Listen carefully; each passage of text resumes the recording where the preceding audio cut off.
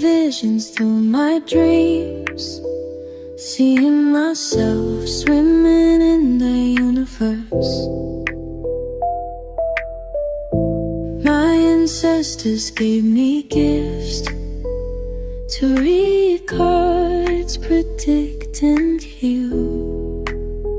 My name is Daphne, but spirit calls me Babylon. Angels communicate through numbers. Intuition is so deep. The gift I fully embrace within.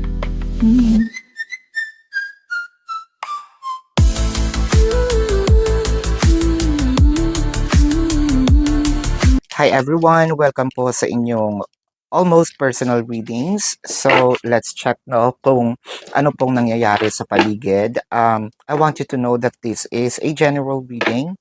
So, you may resonate po sa buong reading na ito or baka konti lamang, no? Take what's only yours. And gusto ko pong ipaalam sa inyo na believe in the divine timing. Kasi po, no, believe in the synchronicities because this is a timeless reading.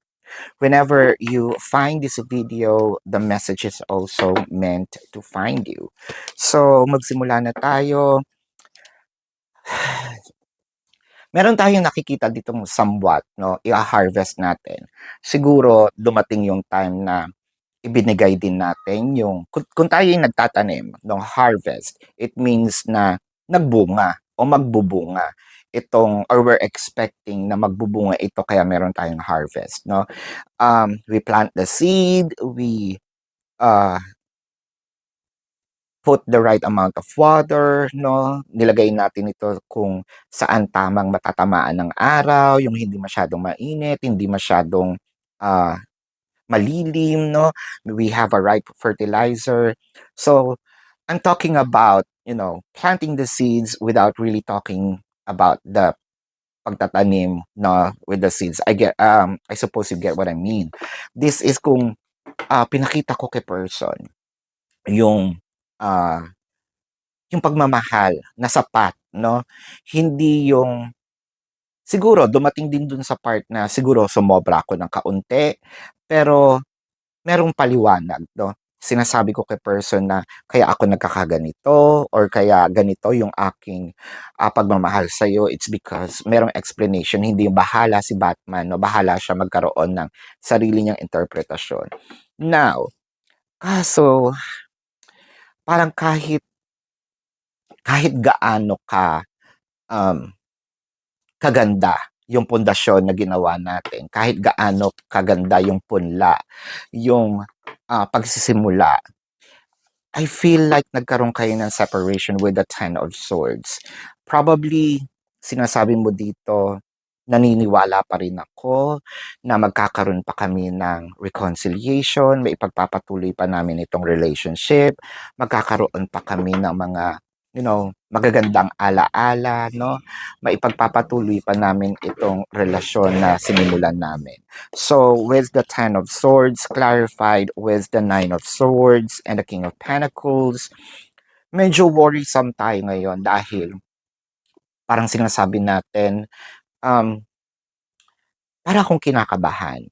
Kasi it felt like siguro itong si person, no, kapag siguro kung wala na talaga ako or wala na ako sa puso niya, natatakot ako baka mamaya ibinibigay niya yung abundance niya, no, sa iba. Abundance may mean literally money. Pwedeng, nag-i-invest siya ng pera sa iba, which is you feel like nade-deprive ako ng mga time na kami, or ibinibigay niya yung oras, no, yung energy, which you feel like, sandali, bakit nung tayo hindi mo maibigay sa akin, no? Parang dumating dito sa part na baka meron ka rin nakikita na parang feeling mo na insecure ako. Bakit sa kaibigan niya, ibibigay niya yung oras, no? Sa akin parang wala, parang hindi gumagana, para niya akong hindi nakikita. So, with the Ace of Pentacles, the Devil card, and the Empress. I feel like meron kang competition dito, no? Whether this is true, na meron ka talagang nakikita na someone na parang sinasabi mo, "Nagseselos ako dito sa taong 'to." Medyo napapa-feel sa'yo ng taong 'to na, um, kulang ka kasi 'no. Ah, Parang this person keeps rubbing it into your face that there's something wrong with you. I feel like sinasadya ito 'no. Medyo sabihin natin na puwede itong girl best friend ni person 'no, or kaibigan niya talaga matagal-tagal na parang bakit gano'n? Ah, Kapag sa kanya 'no, buo ang oras, kapag sa kanya buo ang, kumbaga kapag nanghiram nito, ibibigay ng buong-buo yung kahit walang matira sa amin or walang matira sa kanya. Um, I feel like nananadya, sinasadya, it could be also sinasadya din ng person mo, um, or sinasadya nitong taong ito really to make you feel na you're not enough. So, the Empress in here, siyempre, siguro nagkakaroon tayo ng inferiority complex. May dumadating na time na let's be honest, baka ginaya na natin yung kanyang hairstyle, no? One thing is for sure, at one point in time, medyo nawala tayo sa wisyo.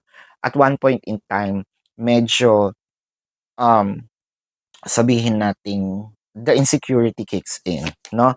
With the Sun, the Magician, and the Knight of Wands.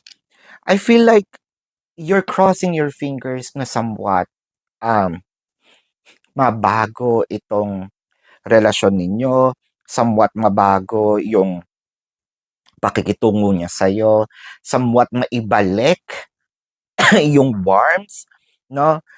I feel like you have all the tools with the Magician. Meron lang tayong hinihinging security. So parang, I'm sorry, parang ang nangyayari dito, kikilos ako, gagawa ako ng paraan. Just make sure, bigyan mo ko ng security na magkakabalikan tayo. So, at parang may cheat, parang may daya, no? Instead sana na gawin ko na lang 'to, parang by all means, ang kati ng ilong ko, bless us, no? Um, Parang sinasabi dito na yung security na gusto natin, gagawa ka lang ng gagawa ka lang ng paraan kung sakaling nakikita mong merong pag-asa. Um, Yun nga parang para kasing medaya yung part na yun. Bakit hindi na lang natin gawin ang isang bagay whether sabihin natin since we are already in a competition, then pwede nating sabihin, "O sige, I'm going to treat this as a competition and in a competition, I'm going to play fair, 'no? I'm going to give my fair share, 'no? Ipapakita ko yung galing ko, ibubuhos ko, 'no? And I have to be sports on this. So, without the cheat. So, if you are in a competition, then probably this is the time wherein I feel like kailangan mo na ibigay yung best mo para manalo, 'no? Without the security, no, of ikaw yung mananalo kasi, unlike the controversial Miss Universe, 'di ba?